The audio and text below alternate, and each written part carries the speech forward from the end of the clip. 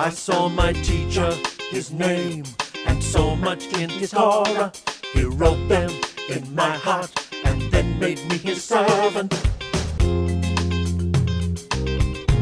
I say, I love Yahusha. I love him. His living water. I love it.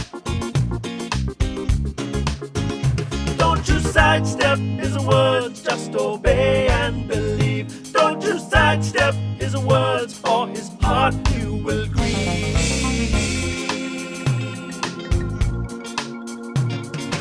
Welcome to Torah Talk with Lew White and Mark Davidson. It's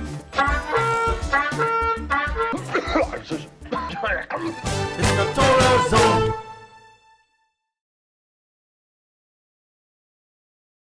Oh, Good morning, it is, yes.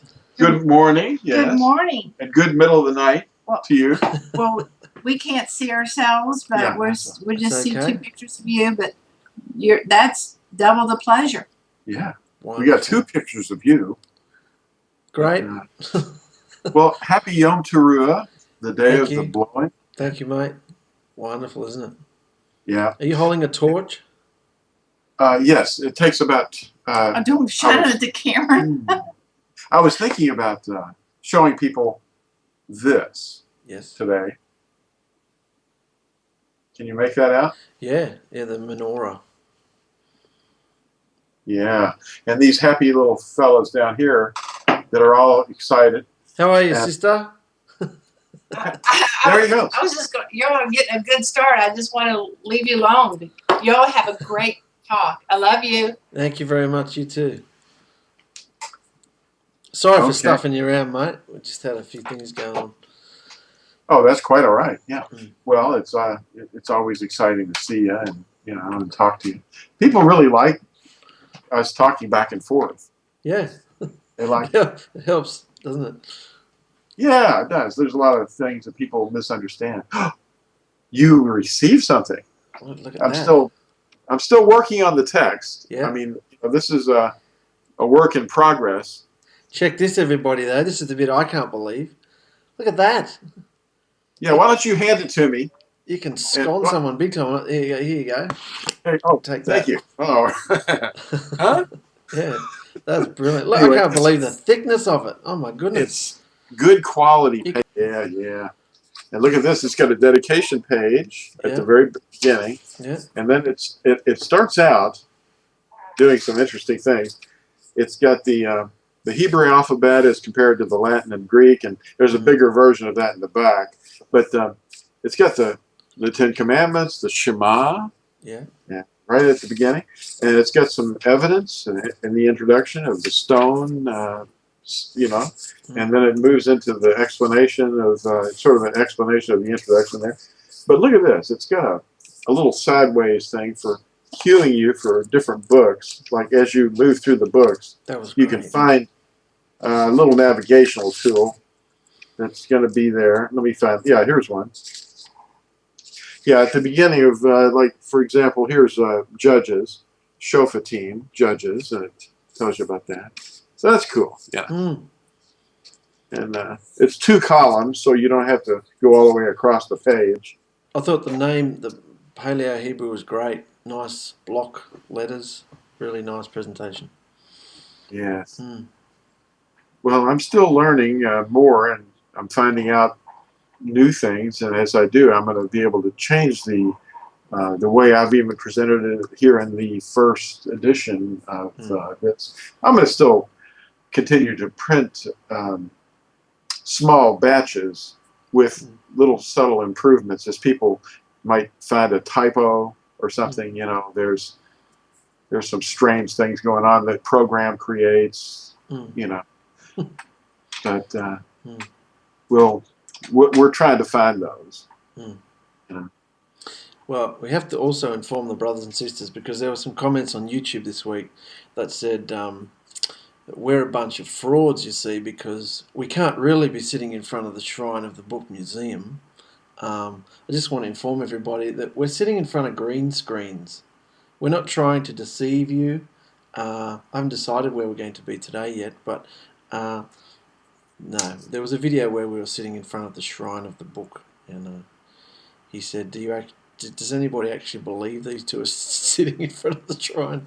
I thought, no. We could be in the Arch of Titus for a little while too, you know. Yeah. That's a good idea. Yeah, let's do that. We'll go there. Yeah, I was thinking about the menorah, you know, and just think, you know, what that symbolizes. It's a concrete and an abstract, you know. What is it? Well, it's a good question. What is the menorah? It's definitely not of this earth. It's not something that Moshe or Moses actually designed or anything, or Hiram Abiv, or any of those designers. His real name was Chiram.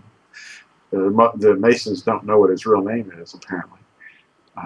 But the the interesting thing is the menorah is something that's definitely not of this earth, and it has a concrete thing. I mean, it was an object, and it still is. It's probably still over there in Rome.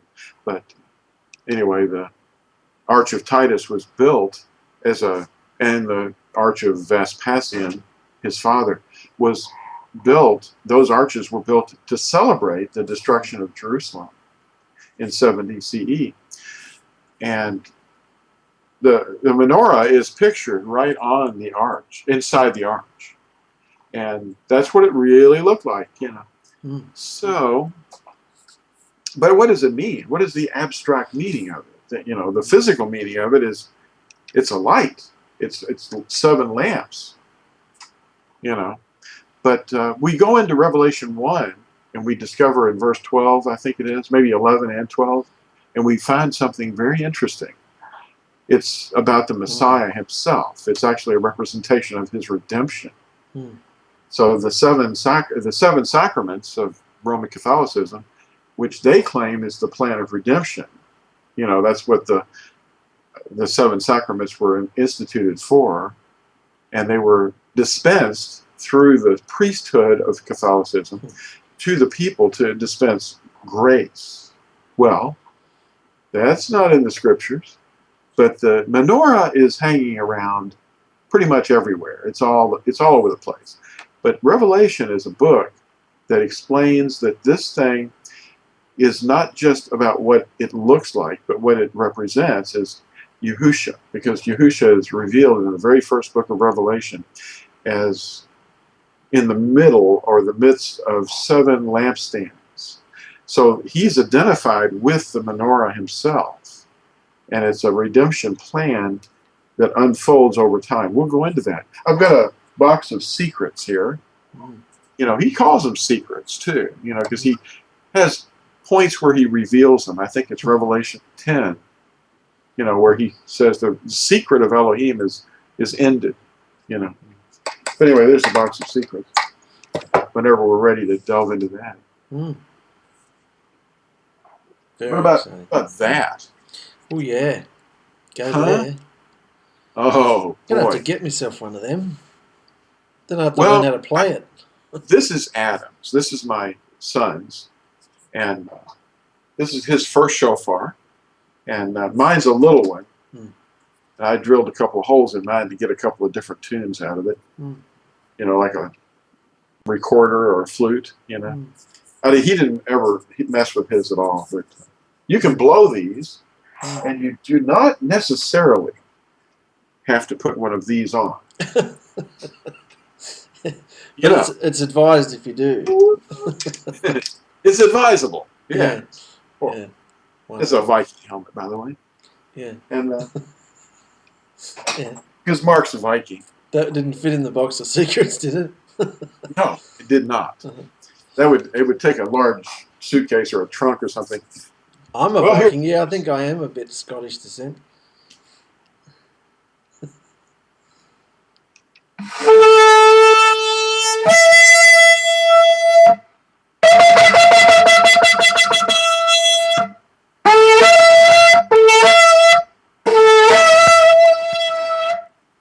Oh, Yeah. that's amazing. That's 100% on last year's one.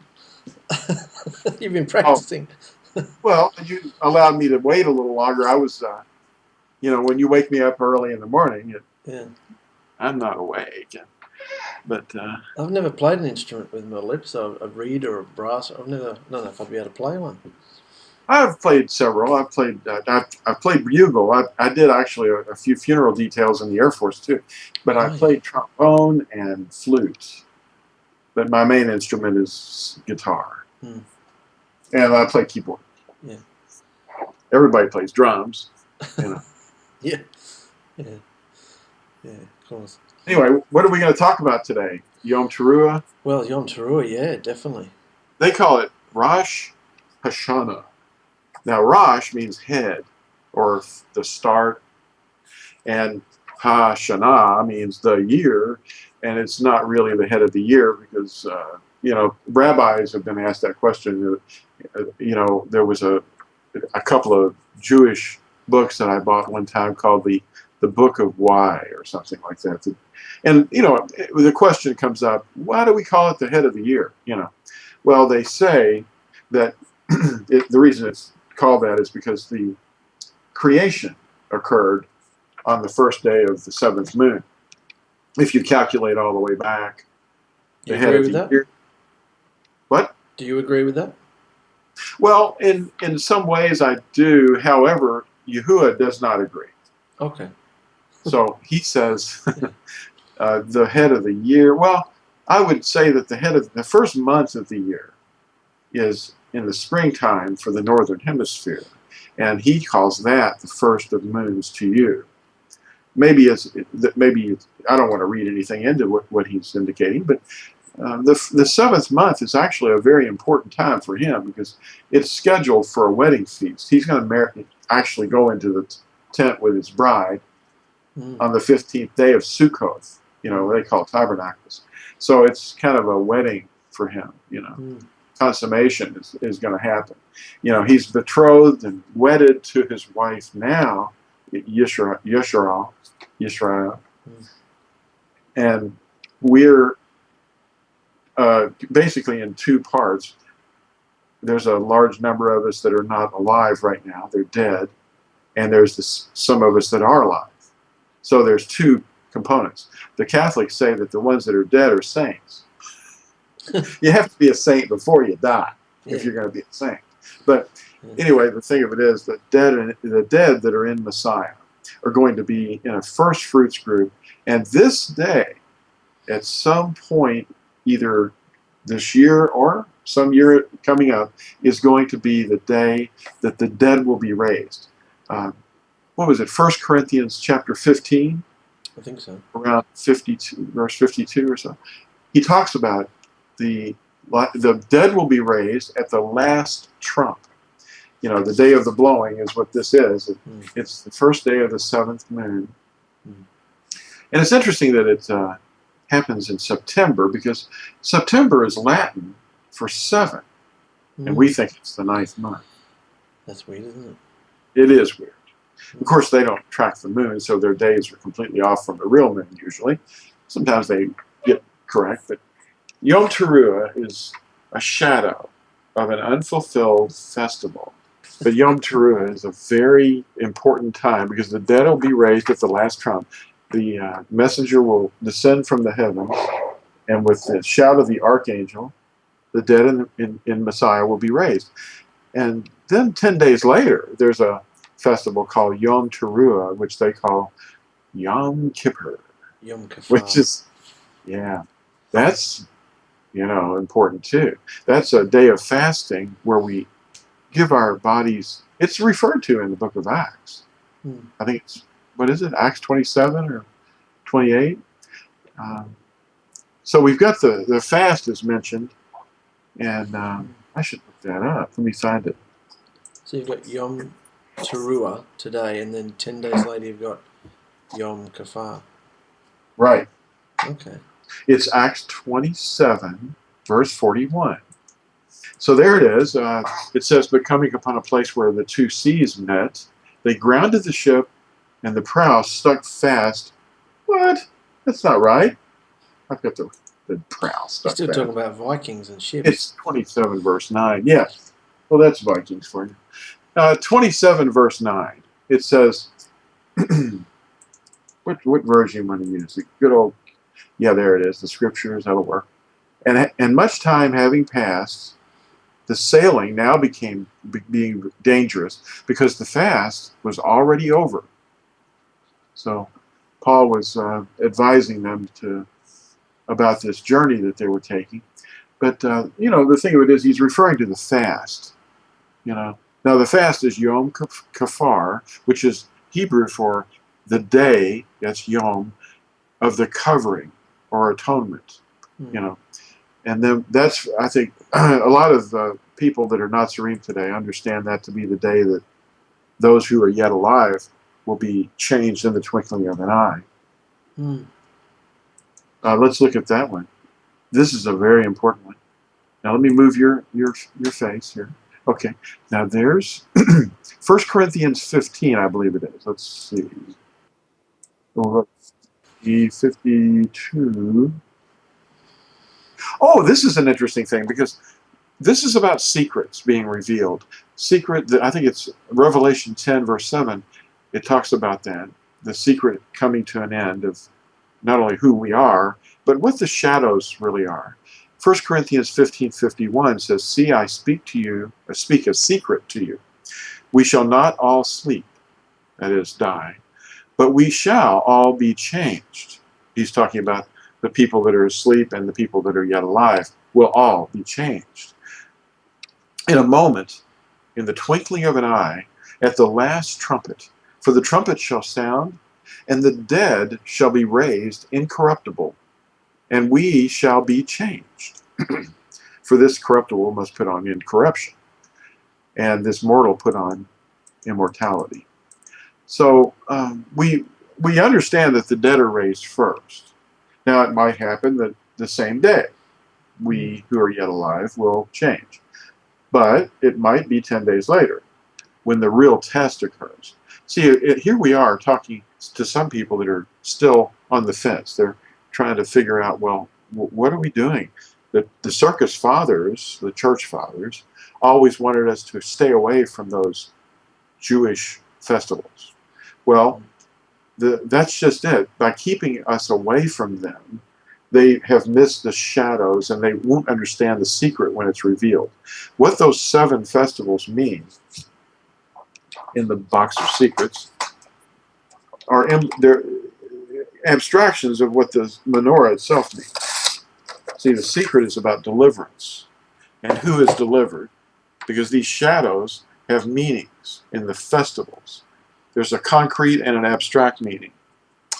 And they're all about the Messiah's redemption of Israel, or Yisrael. Now, here we have the menorah, and right in the middle we have Shavuot, which is what they call Pentecost, the giving of the Torah at Sinai. But it starts off the year with Passover, and these redemptive shadows are fulfilled. They've happened. See, we've got Passover and unleavened bread called matzah, and then we have the first fruits, which is his resurrection. Who's the first fruits? Yahusha. And he waved himself as a wave offering. Now, then the Shavuot, 50 days later from that day, on the 50th day, the morrow after the 7th Sabbath, that's what is recorded in Acts chapter 2. That's the giving of the Torah in men's hearts, so they received them. Now, these other ones at the end, these last 3, Yom Teruah, which is the raising of the dead, is referenced at 1 Corinthians 15:52.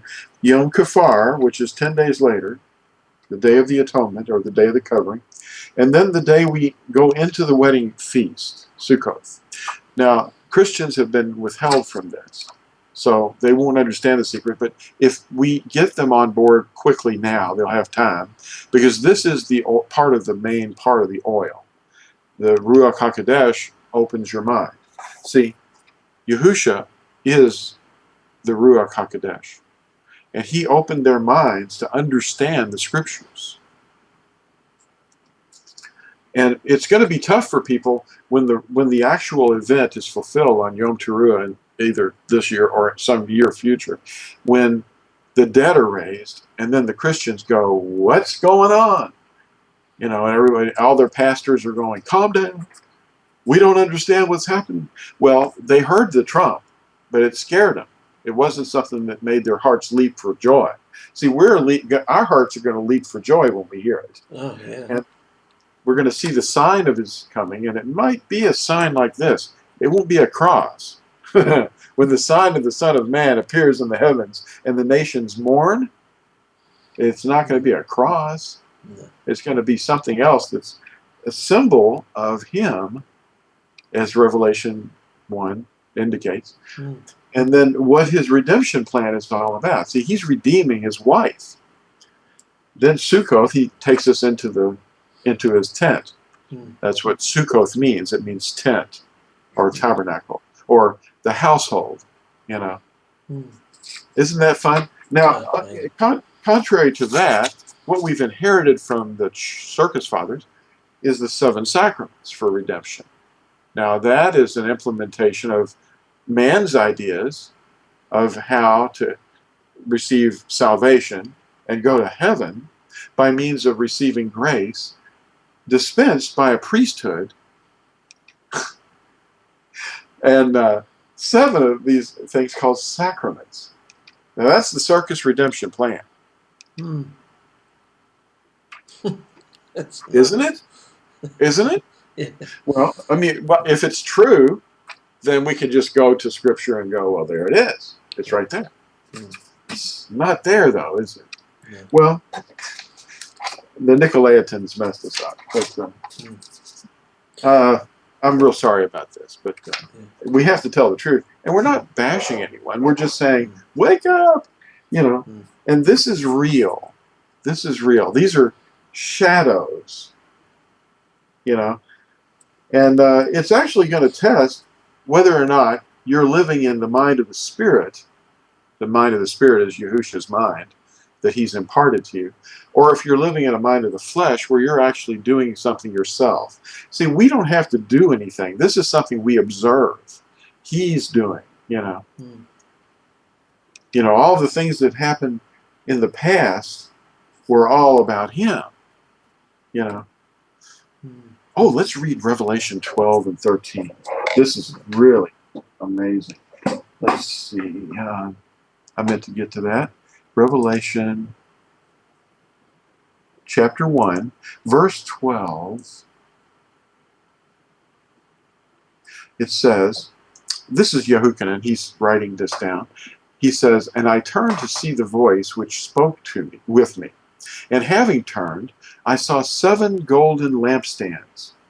And in the midst of the 7 lampstands, one like the son of Adam, dressed in a robe down to the feet and girded about the chest with a golden band." So you see the menorah and Yahusha is, you know, kind of blended together there as being a unit.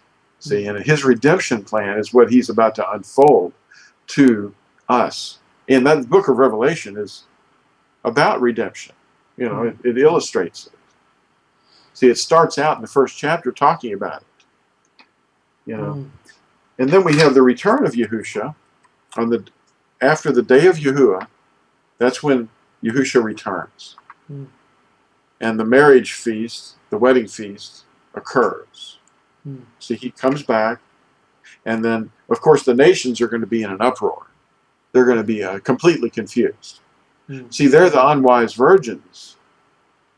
At the very least, that's what they are.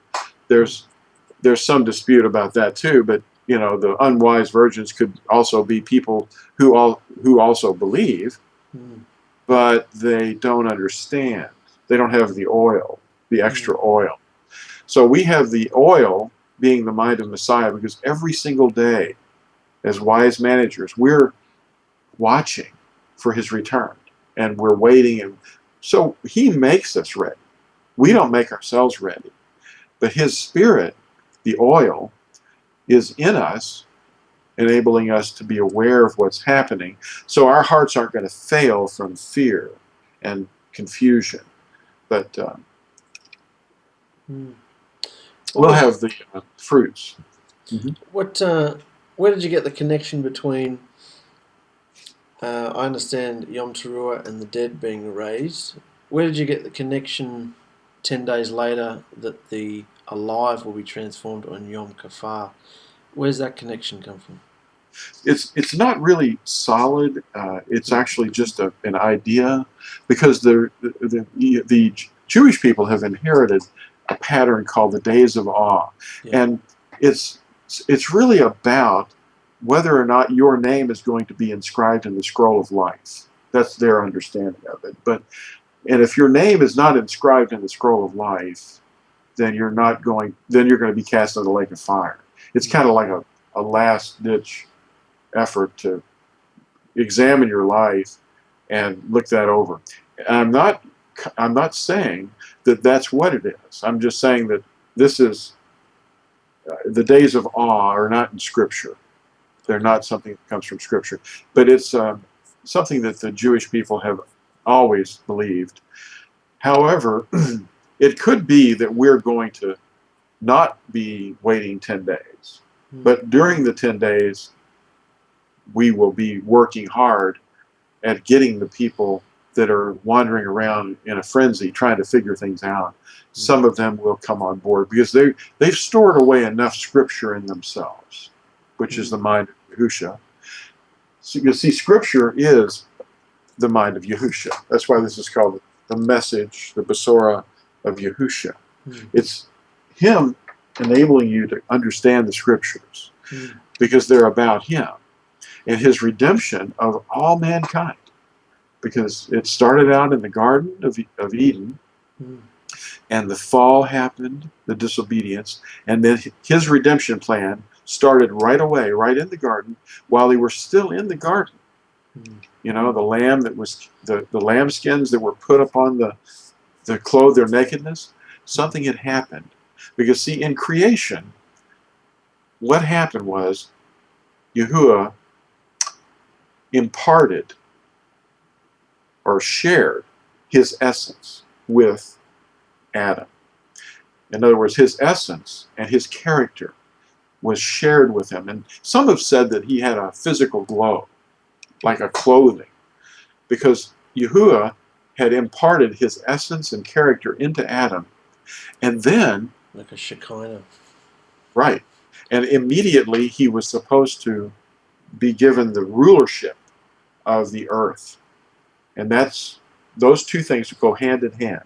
Given the essence and then given the authority and the job of ruling with the character of Yahuwah himself. So now when he sinned, then that character flaw was overwhelming.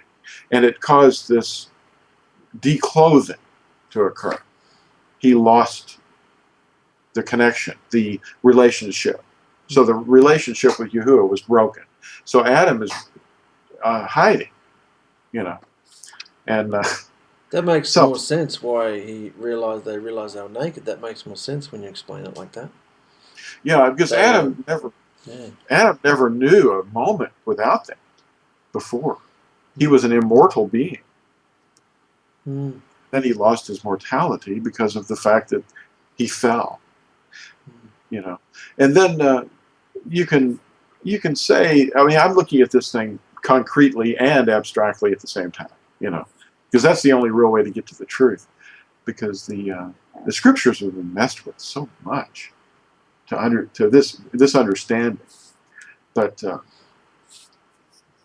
redemption started right there in the garden when he slew the lamb to cover the man and the woman with probably bloody, scary lambskins, you know. So death was required. And then the covering started, you know, the covering of the transgression. Out of sheer love, you know. Something had to die, and blood had to be shed. So there was a blood covering. And I think they kept doing that because there were clean animals. They weren't eating them, but they were offering them, you know. Yeah. So the day of Yahuwah, we understand that is when the sun just goes dark and the moon starts glowing red. You think that will happen on the day of Teruah? Yom Teruah? There's a shadow of that happening too. When Yahusha died on the wood, on the tree, there was a darkening. And then it wasn't caused by the moon. It was because the moon was, on the other side of the sun from the earth. They were opposite directions. It was a full moon coming up at sunset. The first day of Matzah was approaching. It wasn't the weekly Sabbath. It was the first day of Matzah that was coming on the 15th. See, because the lamb dies on the 14th of the month, the moon. And then at sunset that night would be the beginning of the 15th. That's why they were very anxious to get him down off the tree, because we don't want to have a body on a pole, according to Deuteronomy, left overnight. And then we also have the approaching Sabbath, the high Sabbath, not the weekly Sabbath. That wouldn't work because the sign of Yonah is 3 days and 3 nights in the tomb, part of the earth. So, and then it's said that there were dead that were raised and walking the streets. So, well, where are they now? I don't know. Who knows? We can't find it in Scripture. We're not supposed to know. But whoever they were, wherever they went, or what the purpose was, it may be that it was just a reflection of what's happening. So your question might be very pertinent. So if the day of Yahuwah comes and the darkness happens and the moon glows just a red because the sun is basically shut off and it's just glowing, and the moon is like this deep red, from the reflection of the sun, and because it takes some 8 minutes for the light of the sun to shut off or come back on for us to know about it, and the moon is going to be this really scary red, and then the dead will be raised probably on that day. So the day of Yahuwah is going to come like a thief in the night. It's interesting that it's happening as a thief in the night because the sun will make it night everywhere. Do you think that possibly after that happens, as you've taught, when the sun sparks back up again, it's literally going to incinerate the earth? Do you think that, like a big solar flare, do you think that possibly the only way, given that we are both flesh and spirit, do you think that possibly the only way for those who are alive to be alive is to be transformed as the fire's coming or something like that? Because if our flesh is going to be, if all the flesh is going to be consumed, it stands to reason that the only way we'd have to be transformed to escape the flames, wouldn't we?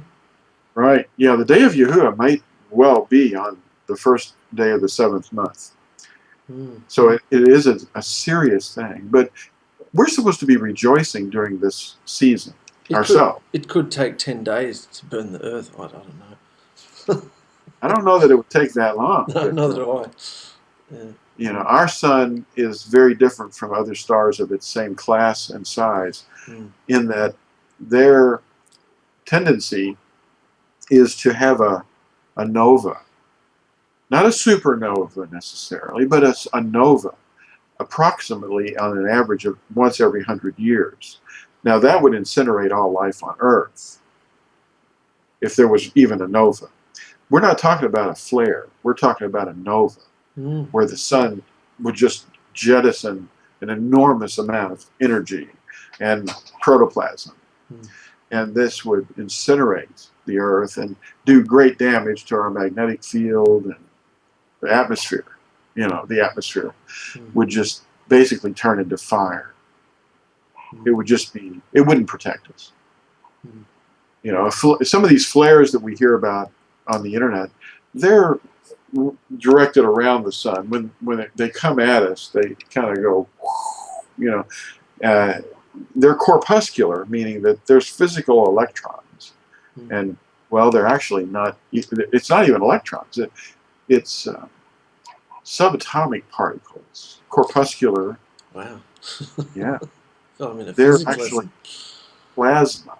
Plasma is like and the atomic or the molecules and the atomic makeup is actually heated to such an extent that they're actually disengaged from one another, and they're still physical entities, but they're just plasma. That's what they call the fourth state of matter, I believe. You know, there's solid, liquid, and gas, and then there's plasma. That's the thing that's glowing inside your fluorescent tubes. Okay. That's plasma, because it's excited to such an extent that the electrons are actually breaking their bonds. You know. Anyway, that's going to incinerate a large amount of the population of the planet. Yeah. So when the wedding feast occurs, and the New Jerusalem appears, there will be a renewed earth before that, won't there? Oh, yeah. So he's going to heal it. He's going to burn it first, and there's going to be a very, very few number of people in the flesh left over.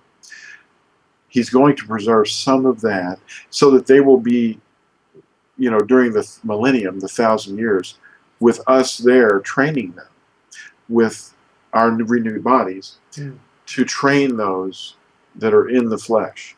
And we'll have great understanding because we'll remember what it was like to be in the flesh and to be combating the flesh. The war with the enemy will be ended because the dragon is going to be bound for 1,000 years. So he won't be running the show anymore. The Nazarene will be. The Nazarene are going to be reigning with Yahuwah. Yeah. Reigning over the earth. See? I talk to people all the time, and a dear sister yesterday said, well, when I die and go to heaven, that's a complete misunderstanding. It's something that they've inherited from basically the zodiac stuff, the Babylonian sorcery. But they're not going to heaven anywhere off the earth. No. You know. So stuck here. Yeah, you're stuck. Yeah. But it's not going to be horrible. It's going to be wonderful. Yeah. We're going to be enjoying life with Yahusha reigning in us. The essence will be restored. See, when we fell in the garden, the sharing of the essence of Yahuwah that he had done with Adam, that Adam and Kuah lost, that'll be restored, and we'll be back to that state again. Yeah, with the understanding and comprehension of all that went down in history, and we'll see that Yahuwah did it all.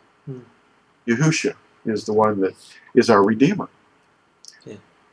And he redeemed us from that very horrible plight, that situation that we found ourselves in. The billions and billions of people that are alive now and have lived will have this redemption plan that they've been held back from revealed to them, you know. Yeah. And he'll give them a chance to accept it, probably, you know. But wow. That's why we're here, to teach them. And not Sareem on the planet, you know, we're alive. And our job is not to argue with ourselves about, well, you know, the moon's wrong. You're all wrong about when you're observing this. We need to get over that and say, look, you know what this is about? These are shadows. In fact, the very literal shadow on the moon is so misunderstood. When you look at the moon, at the first day of the moon, how can you see it exactly? It's between the sun and the earth. But as the first day of the moon builds and sunset occurs for your location, you can see a crescent. That's the fully built first day. Don't start at zero there. You know, our trouble with zero is like really bad. I mean, you're going to start a stopwatch at 1, or you're going to start it at 0. Yeah. Well, zero light means there's no light. And during the first day, it's building light. And then you see it just before sunset. And then by the 15th, it's full. But we get in arguments all the time about that. And I don't mind. I accept people, whether they get it or not, because they're just, we're in captivity all over the planet. It takes 2 days for a day to end. Yeah. See, like when your day started at sunset there where you are, it was just a couple of hours old from the International Dateline, which is a convention of man anyway. And then by the time it gets all the way around to Hawaii, the day is just starting for them, almost 23, 22 hours after it started for you. So how long is it going to take for the whole day to end? It's going to take about 48 hours. Yom Teruah crawls across the planet, you know, for 48 hours. It's really confusing for people. So that's why I say, you know, it's wrong for us to just argue about things. Well, see, YAHUSHA will have to come back about 24 hours in. Otherwise, it'll be the wrong day for half the world. Well, yeah. And he'll have to move at the speed of light in order for the whole world to see him at the same time. So. Well, we might see him coming back on the 2nd or 3rd then, yeah, of the month. Yeah. Well, anyway, however that works out. The mind boggles. It does. Yeah, we're very confused because of the fact that we've got teachers out there that are looking for the concrete to work out exactly the way the U.S. Naval Observatory wants it to. You know, the equinox happens at a particular moment, and international dateline out in the middle of the Pacific Ocean. That's when it starts. That's when your day starts. Well, that's probably none of those things are true. Probably, you know, the equinox is a big thing. It's not like a moment. It's huge. It spans 4 or 5 days. So if the moon's becoming new anywhere in that zone, that's the first month of the year. Yeah. I was going for about a year there by the idea of the, you know, the equinox and or the Takufa, you know, right there. It has to be at the exact moment. If it's not right on dead center or after, then that's not the first month. And they postpone it a whole month, you know, which makes this year kind of problematic for people because a lot of us are observing the festivals of the 7th month another month from now. You know, they're not even going to get started. We're not going to condemn anybody. We're just saying, you know what these are? These are shadows. The redemption plan, that's what they're shadows of. And our test is in our hearts, you know. The test of whether we have Yahusha's mind, we can be wrong. We can have all knowledge and be right and still fail because we don't have love. Yeah. See, 1 Corinthians 13 is teaching us, like, get over this critical attitude and the arguing and the genealogies and all your, you know, arguing. But so important. Oh, every second day there's just another person, and you just think, who cares? Like, I've got another calendar. It's called the whatever calendar. You know, I have all these. I don't want to go out there on the say anything against any particular one, but there's all these calendars that individuals have said, I've made a discovery.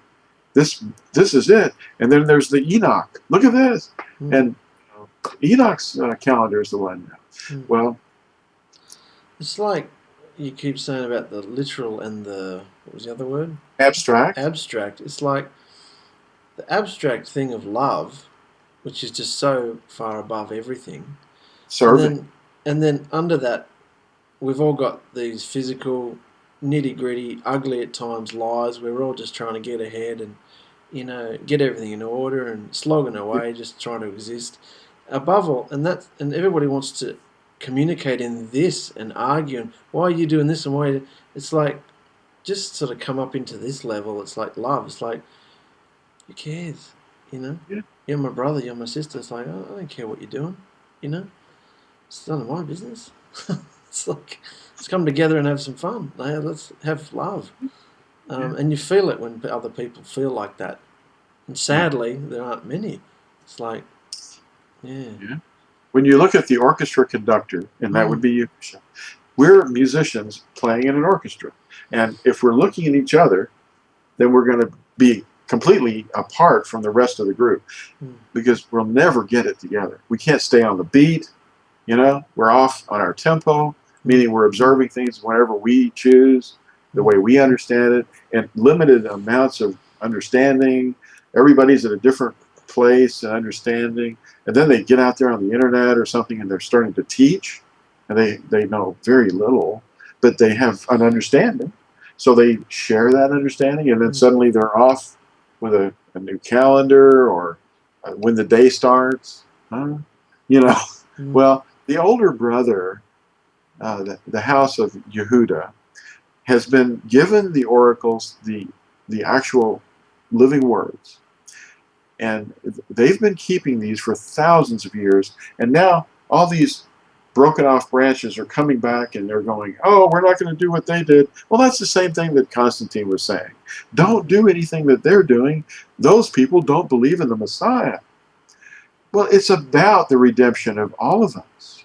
Both sticks have to become one. We're going to become one tree together. And the best way to do that is to look at the older brother and say, now what are you doing and why is that right?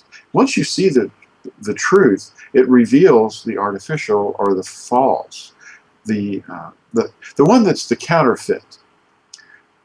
When it's shown together with the truth, then the counterfeit is obviously wrong. For example, Psalm 81 verse 3, blow the shofar in the new moon. And that's what we're doing. We did it today. And in the full moon, the day of our festival. Well, what's that talking about? It's talking about the 7th month. That's what we're in now. That's a tense. I didn't go outside and look, so it's a full moon today. Well, it depends on where you are on the planet and the time of your day, whether you call today the full moon. See, the whole planet has the full moon. I'm in the next day now, but Yom Teruah should be a full moon, just like Passover. Should be, yeah. And then there's people that get in arguments about that. The weight of the full moon is falling upon that day, the first day of the month. But people are in 48 hours of different locations. Yeah. And so they get in arguments about it. But what's the older brother say it is? Well, let's just look at that. But when you've got a day that lasts 48 hours on a planet for each location, different places, then there's naturally going to be people saying, you're all wrong, you know. So let's just not do that. Let's just follow the older brother's way of doing things about when the day starts. Why not? You know, when did it ever change? Nobody can track that in history, except if you want to go back to Babylon, you know, and how sketchy are those records? And are you following Babylon? And, well, maybe Babylon had some things right, too. I mean, didn't they know when a day started? Yeah. You know, but that's not the redemption. See, when you have these facts straight and you lack love, you still fail. But when a day starts, when a week is and what a week is, when the Sabbath is, when a month starts and when a year starts, you know, the older brother is a little confused on when the year starts. We know that. And they know that. They say it in their own writings. Like, well, you know, the year on the planet, it's different from creation itself. It's not the same. The beginning of creation may have well been approximately on the first day of the 7th month. But the moon didn't exist in the first day of creation. So you see the problem? You know, you're tracking everything backwards and then trying to make something stand up. Come on, stand up. It's got to be true. But it isn't. It's just the way people put things together and the way they sell it. But I don't know. I've been on the earth 63 years, and I don't have all knowledge, but I know the one that does. I know YAHUSHA, and he's more about love. You know, he's saying, "Come on, guys, will you please get together? I've got all these lost people out here. Put your charts away. Can you put your? Don't worry about that. Let's get out there and show. You know, be a written letter." He said, "You'll all men will know that you're my disciples, my followers, if you have love for one another. Not if you're tracking the moon correctly." You know.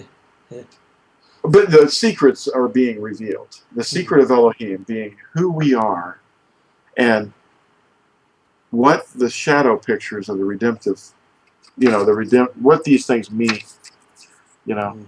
What do they mean? They're secrets because they're shadows. What is projecting them is the redemptive actual operation of Yahusha's work to redeem his bride. We've got to get people to engraft into Yisrael and get into the covenant and surrender to obey his 10 commandments. That's the core.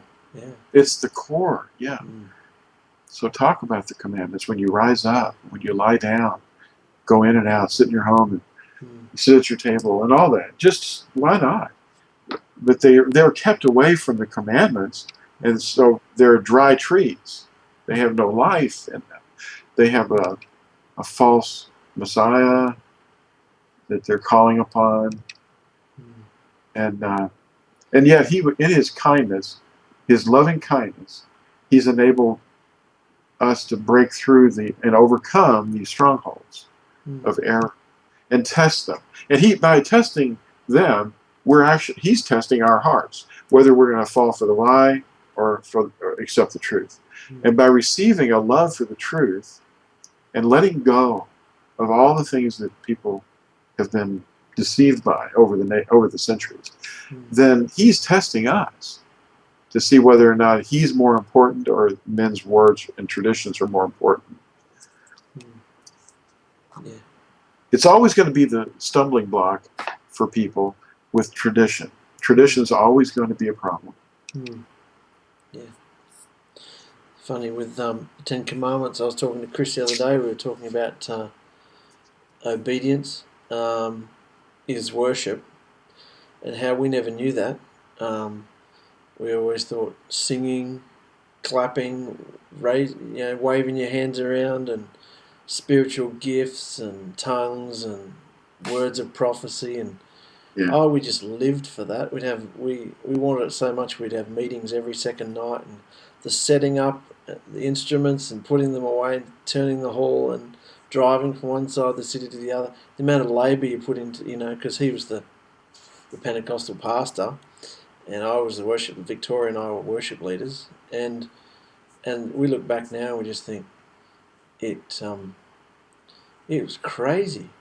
It was hectic, laborious, and once you know Yahusha and his mind and his commandments, and you realise loving kindness is worship, obedience is to his instructions is worship. A lot of people don't know that. We still, even when we were at Nazarene, we came out and we were still trying to sing Nazarene songs all the time, trying to enter into that place. But after a while, a few years later now, there's not much of that happening. It doesn't happen now. You kind of mellow out a bit. Life takes over a bit. But what was it like for you guys when you were going back to the circus? When you knew the truth? Well, I wasn't in the circus. I was completely sober. Because, see, the wine from the harlot keeps people going around in these cycles of behavior. And it's mainly the Christmas and Bunny Rabbit thing and that Sunday thing. And these things are not in Scripture. No. Of course, when they read Matthew, they seem to see Christmas all over the place there in the first couple of chapters. But that's not Christmas. That's the birth of the Messiah. That's why I put this in a different arrangement. You start out with the book of YAHUAH, in the beginning, But the thing of it is, when we started out, we were both pretty sober. We had not been doing anything but working, and we'd had our first child when we were around 30 years old. And by the time Phyllis started to talk to this co-worker where she worked at the phone company and in the engineering department. And she had a co-worker named Wilhelmina that was a spirit-filled woman that knew the name. And she took Phyllis one day and said, "Do you know the name of the Creator?" And of course, she understood it to be Yahweh. And she said, people don't know this name. It's the, well, she didn't say this, but it's the stone, according to Acts 4, verse 10 through 12. The stone that the builders rejected. And it has become the chief cornerstone for us. So anyway, it started out that way. And Phyllis went to some of these meetings with her. And I don't know what kind of real format it was, but they were, I don't know anything about it because I didn't get involved in that. But you see, Phyllis bought a copy of the scriptures and she had it laying around in the house, and I had never seen it, but opened it. And then I saw a book sitting on top of it, a magazine or a book, and something in my heart burned. I'm like, there's no way, you can't put something on that. And Yahuwah's spirit just swept into me. And I had no knowledge. I said, what's going on? And I felt this incredible rage, like his rage, seeing that, and my rage, sharing it with him. Because I had a joining with his spirit at that moment. And I picked this thing up and took it off of it, and I opened it up from the center. I just popped it open from the center. And it was a prophet that we know as Yashayahu, Isaiah chapter 53. Read that, and I just went, wow, this book is talking to me. I know this person. And I just went nuts. I mean, crazy for him. And I closed it up, and in my heart, I said, I've got to read every word of this book. And then I started reading the preface, and I saw that they'd taken the name out. That was the first day. And I said, what? And then my bones started burning again. And then I found a prophet named Jeremiah, or Yirmiyahu. His bones burned also because of the fact that they were removing his name. Anyway, I didn't know any of that at that day, but I just felt these things. And I was just going through these experiences, And that's when it really kicked in for me. And I did this research. I started reading the scriptures. And then I saw the footnotes arguing with the written words. And I went, what? What's this? It's saying down here, we don't have to worry about that. Oh, man. That made me kind of burn too. I said, look, this is the truth. And these people down here, I don't trust them. The guys down in the footnotes. I just didn't understand why somebody would say this is not true when it's saying it in the text. And I saw the Sabbath problem. I started attending a local assembly with my wife on Sunday. Didn't know the Sabbath yet. Didn't know, I knew that Sunday was the Sabbath according to what they were taught. And then after a few months of going to this assembly, I had the name. I had the name already. And we were singing songs, and we were singing the name, but I was singing the real name, and they were singing some other name. Their name that was printed in their scriptures. What denomination did you go to? It was called Christian. Okay. Just basically Christian. Yeah. So was it weird and wacky, or was it just calm and? There was no chirping or barking or rolling. Oh, you missed out. Smacking people. Nobody was grabbing anybody. Yeah. It was just a basic, generic shift from Catholicism straight down into the daughter. Bam. Catholic Trinity stuff, and Sabbath is Sunday stuff, and Council of Nicaea stuff. Yeah. Athanasius would have no problem with it. Yeah. The father of dogma. Yeah. Yeah. Apart from, who's the father of dogma? It wouldn't be Yahuwah? Yeah. Well, apart from historical record, why do you think there is so much instruction, particularly in Corinthians, about how to orchestrate a meeting and have a meeting in order? I mean, our goal is not to gather together anymore. Our goal is to go out and find the lost sheep. So why do you think there's so much emphasis on, three people must at a time must speak in tongues, and if there's no interpreter, then shut up, all this sort of stuff. Why do you think that's all going on if it's not really? Because that's what fuels the Christian meetings. And now we look at it and go, that really doesn't apply to us anymore, because even if we did get together, then we're not going to start, chatting in Right. tongues. Sounds Well, a bit mad. you're coming from a denomination of tongues. Yeah. That's what you're really steeped in that mindset, or not now, but you had been. Yeah. And others are steeped in other things and behaviors. The liturgies and various things are human traditions. And but when you read Scripture and you hunt down in the Scriptures what your behavior wants to already reflect, then you can, of course, find something in there. And I think the Pentecostals are going to track the use of tongues very heavily and put a lot of emphasis on those gifts. The fact is, Paul was discussing the use of gifts as being for the rest of the body and for the edification of the body, primarily when we come together. See, we're not saying don't meet. We're just saying that it's not the emphasis and the goal. The goal is the lost, not us. When we come together, it's for edification. That means education, so that we can go out and do the real job really, really well, because we get our tools cleaned and our gifts are brought together for the body,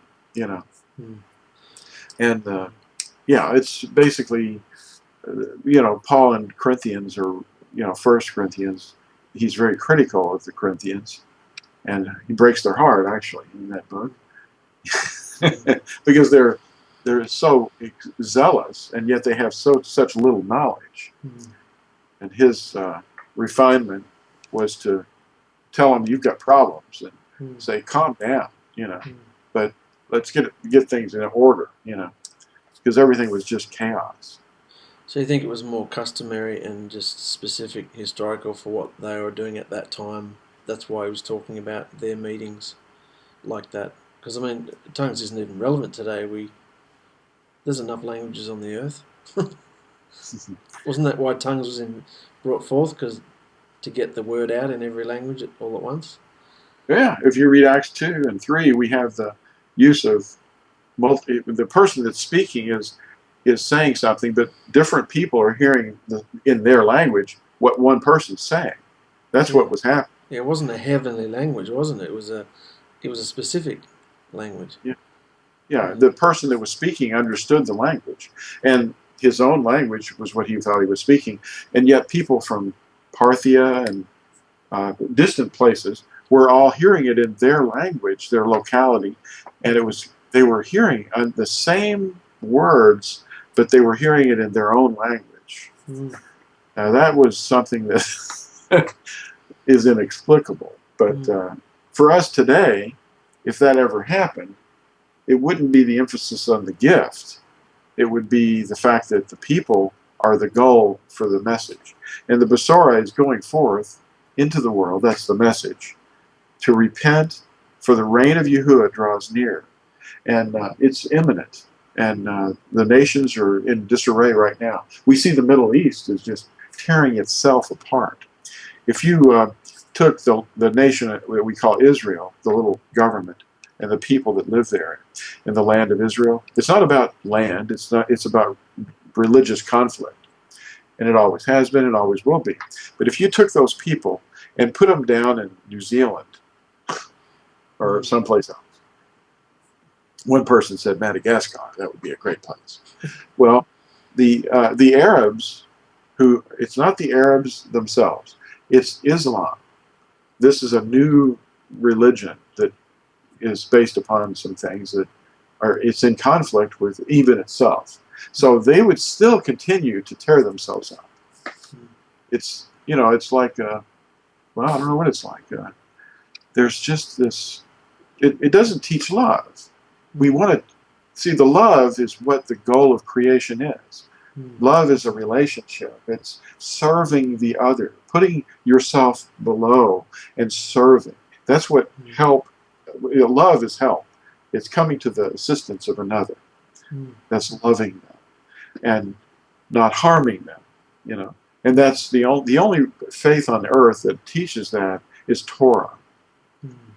The Ten Commandments teaches us to love Yahuwah and love our neighbor. It teaches us love. And when Yahushua was asked what's the greatest or the foremost commandment, he said, love Yahuwah with your whole heart, mind, soul, and strength, or being and strength, and nefesh. In other words, that's where your heart yearns to do. It's a serving, and that's obedience. To love him that way. And that's the first word of the sentence, love. The first gift, the fruit, the first fruit is love. Now, then we have the second commandment, and the second is like it, love your neighbor as yourself. So, isn't love really up high on the list? You know, and that's what we do. We teach love first. Love is the goal. And when you reach the love, then you don't try to put yourself over another person or take advantage of them, steal from them, murder them, whatever it is. And when you see what it is that pleases Yahuwah, then you know that you have the first four in order as well. So Sunday worship, as they call it, Sunday services. Why not services every day? But that's legal. That's legalism too. See, Sunday is a man's invention. Sunday is the day of the sun. It's not the Sabbath. It never was. The disciples of Yahusha never observed that day. You know, they go to the scriptures and they see, well, it was the Sabbath. It was the first of Sabbaths, and they came together. It was actually the end of that day. It was in the count to Shavuot that he was referring to. And it was after dark, because the Sabbath ended, and they were having a meal together because Paul was about to depart, and there were many lamps in the upper room. So, yeah, the day it ended, the Sabbath is ended, and it was the first of in the Sabbath count to Shavuot, because it says the first of Sabbaths. You've said pretty much in every episode for the last few that this BESORAH that you've put together is for the next generation of millennials.